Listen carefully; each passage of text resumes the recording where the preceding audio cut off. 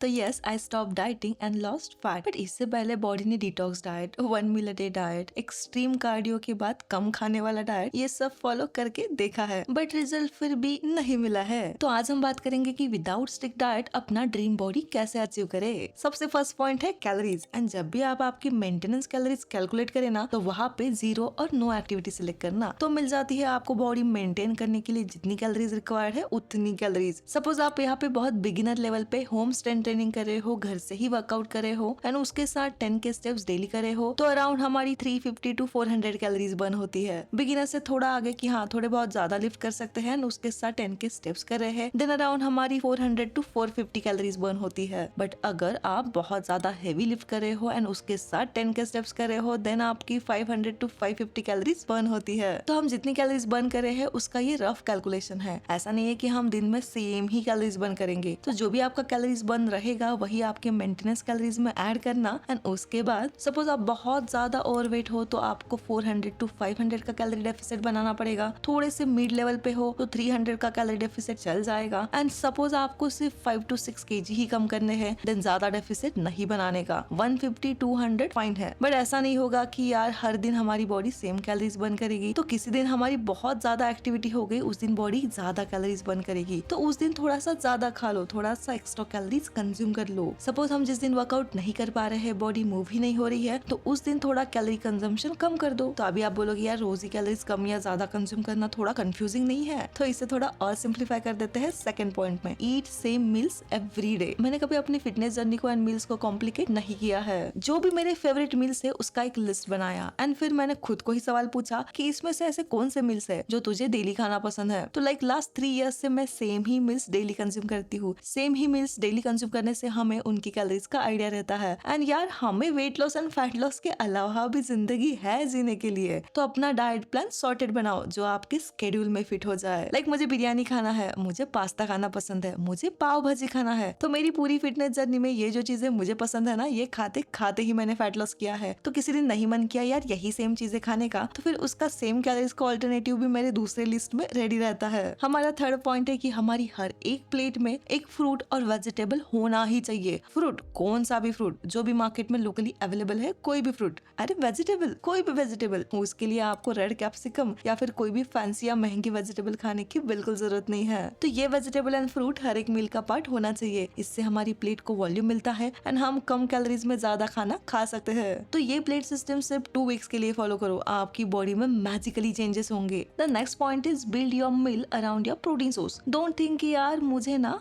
Pasta खाना है या फिर मुझे बिरयानी खाना है। थिंक लाइक यार मेरे पास अंडा है तो अंडे का भुर्जी बनाते हैं, ब्रेड के साथ खा लेते हैं। पनीर है तो पनीर फ्राई करके पास्ता के साथ खा लेते हैं, दैट्स इट। तो आजकल प्रोटीन अचानक से इतना इम्पोर्टेंट क्यों हो गया है? अरे वो शुरू से ही इम्पोर्टेंट था, बट बचपन में क्या था ना, हमारी एक्टिविटी ही इतनी थी, तो हम कितना भी कार्ब ज्यादा सर्विंग में भी खा लेते थे ना, तो बॉडी पे उसका इम्पैक्ट ज्यादा नहीं होता था। अभी हमारी एक्टिविटी भी लिमिटेड है, तो हमें ऐसे मील्स प्लान करने होंगे जिसमें सटाइटी हो, जो हमारा स्टमक ज्यादा देर तक फुल रखे, हमें क्रेविंग से दूर रखे, और ये तभी होगा जब डाइट में इनफ अमाउंट ऑफ प्रोटीन होगा। तो ट्राई करो कि आपकी हर एक मील में 20 to 30 ग्राम प्रोटीन आराम से मिल जाए। Next is eat your cheat meal at cheat meal only. 22 days अपना रूटीन अच्छे से फॉलो करने के बाद कभी आपका मन किया कि यार मुझे आज पिज्जा खाना है, खा लो, बट उसको ना एक रेसिपी से प्रोटीन रिच बनाने का ट्राई मत करो। सपोज आपको पानी पूरी खानी है एंड आप सोच रहे हो कि यार इसे ना मैं हाई प्रोटीन रिच बनाती हूँ एंड लो कैलोरी में बनाती हूँ, नहीं, एक्चुअल पानी पूरी खा लो भाई साहब, बिकॉज वो हाई प्रोटीन लो कैलोरी पानी पूरी को उसका टेस्ट भी नहीं आएगा, आपका क्रेविंग भी सेटिस्फाई नहीं होगा एंड फिर मूड भी ऑफ हो जाएगा। इससे अच्छा ओकेजनली अपने चीट अच्छे से एंजॉय करो, उससे एनर्जी बेटर होगा, मूड बूस्ट होगा एंड अपनी रूटीन में कंसिस्टेंट रहना बहुत इजी हो जाएगा। सो 22 डेज अपनी रूटीन कंसिस्टेंटली फॉलो करने के बाद आप आपके चीट मील्स आराम से एंजॉय कर सकते हो। एंड चीट मील के साथ आपकी ओवरऑल कैलोरीज बैलेंस करने के लिए ये है अगारो का डिजिटल एयर फ्रायर। 90% ऑयल कम कंज्यूम करता है, खाना क्रिस्पी बनाता है, बहुत टाइम तक गर्म रहता है, डिफरेंट मोड्स के साथ आता है, तो इससे हम बहुत कुछ चीजें बना सकते हैं एंड हमारे बिजी स्केड्यूल के लिए बेस्ट होता है। तो हमारा लास्ट पॉइंट है मूवमेंट। तो देखो स्ट्रेंथ ट्रेनिंग के साथ अपने सारे वॉक 3 टाइप्स में डिवाइड करो। फर्स्ट इज लंच के बाद 10 मिनट्स का वॉक, सेकंड इज डिनर के बाद 10 मिनट्स का वॉक, एंड ये दोनों के बीच में जो भी विंडो रहती है उसमें 1 आवर से ज्यादा किसी भी जगह पे टिके नहीं बैठना है। देखो जिम का वर्कआउट या होम वर्कआउट हमारी एक्टिविटी का सिर्फ 1 and 2% है, ठीक है, तो उसके लिए हमें दिन भर भी बॉडी मूवमेंट में रखना जरूरी है। एंड देखो वॉकिंग से ना एक और चीज होती है, सपोज हमारे दिमाग में कुछ थॉट्स चल रहे होते हैं तो वो